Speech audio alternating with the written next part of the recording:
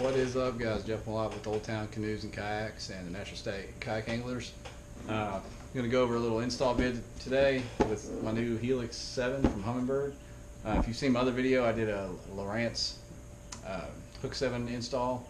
Golly, it's now been probably 6 months ago, but I've made the decision to switch to side scan, and I went to Humminbird.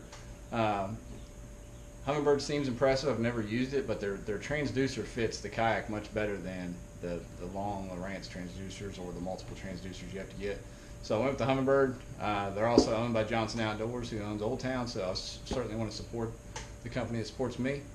Anyway, I'm going to do a walkthrough of how I'm going to put this thing on. Hopefully it helps you out. So I kind of got started already. I've got two PDLs here, so I'm going to show you on the one I haven't messed with yet. It comes pre-tapped with 2 holes in the back. If you want to mount your transducer for whatever unit you're going to run on the back of your kayak. So I'm going to use that, and I'm also going to use the drain plug. I'm going to pull this plug out, run the wires through here and through the hole, and I'll show you how that goes. So let's switch over to the one I've already got going. These 2 tap screws. Pulled those screws out, mounted the Humminbird transducer mounting plate there that comes with it in the box. Pulled the drain plug out, and I've run my transducer wire straight through there. The connectors on the Humminbird actually fit straight through there just fine. I use the center hatch under the seat to grab the wire and run it all the way up here to the front under the battery box, and I'm going to run it up here over the lip under this plate and up onto the side mounting plate. So what I've decided to put the head unit on is a Railblaza camera mount. Rotates 360 degrees. It also tilts how you need it to. I'm going to put the camera mount on one of the side plates in a star port, and I'll show you how that goes here in just a minute. Boom. Already had 2 holes that fit perfect.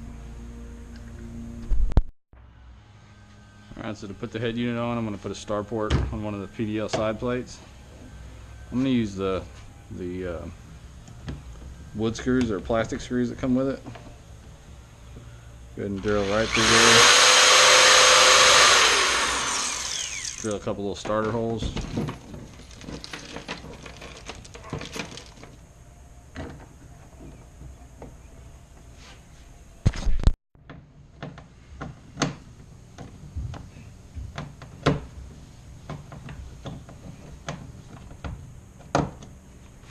See, that's in there solid. Cap that off.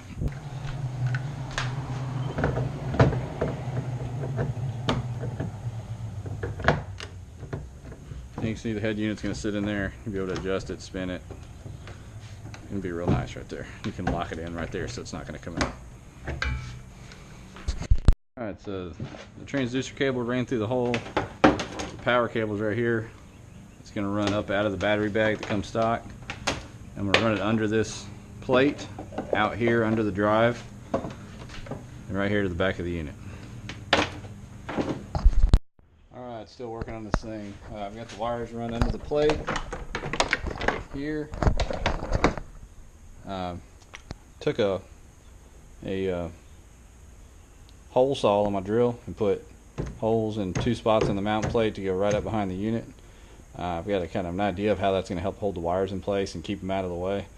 And if you notice, I still have not drilled into the actual hole, only into these plates, and I've used the pre-tap screws in the back and the drain plug to run the cable through. I got the head unit put on the Railblaza bracket. Ease it up in here.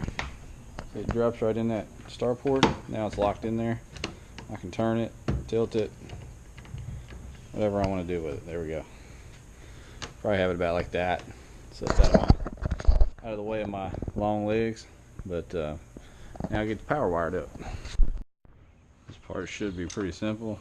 Got a red and a black. Red and a black. It's already got a scrimper thing on there. So let's see what we can do.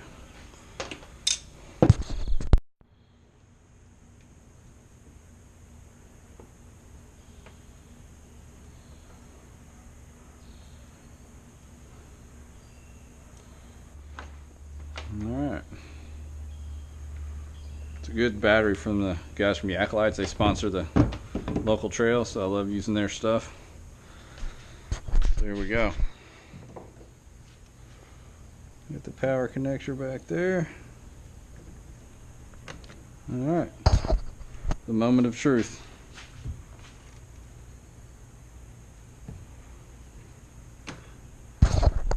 It's alive. So there we go.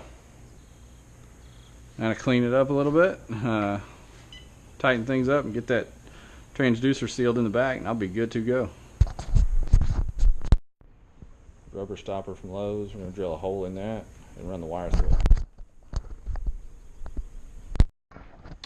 Okay, so we took that plug, drilled a hole in it,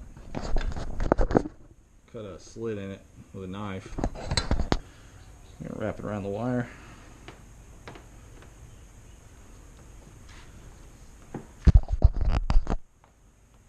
Fits good.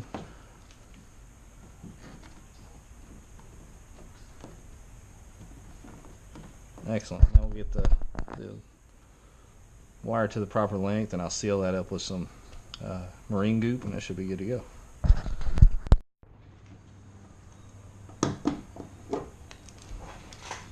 Alright, so in the install kit, a couple little washers that go on here, and you put the transducer in this bracket. Locks in there pretty good. You get a bolt and a nut straight through. See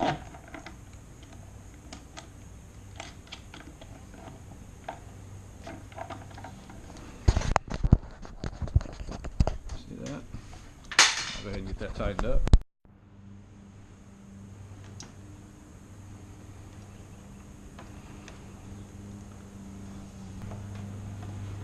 Alright, looks pretty good. I put a zip tie around the back handle just to hold that up, because I could foresee that as being a snag hazard if it hung out here. Looks real good, so I'll get that gooped up and sealed just to be safe. Zip tying up these wires to clean it up a little bit.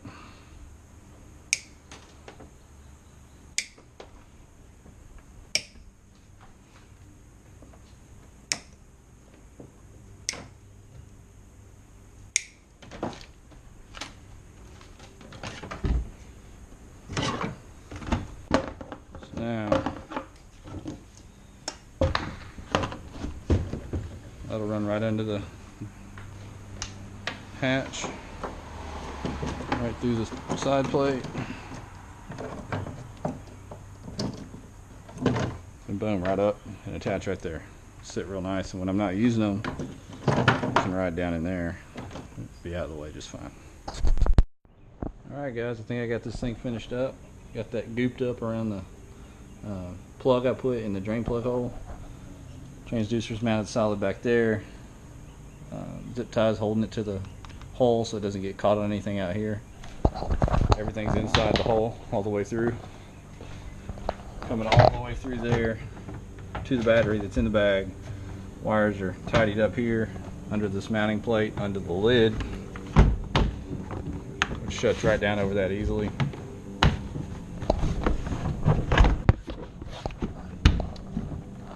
Right over the wires, under the plate, under the drive bar here, up into the mounting plate. I drilled 2 holes in it, through, down, and up through the hole into the back of the unit. Nice and clean. It still stays out of the way of the side pocket. And there we go. It's alive, and I apologize for the background noise. But thanks for watching. I'll try to do another video once it's out on the water.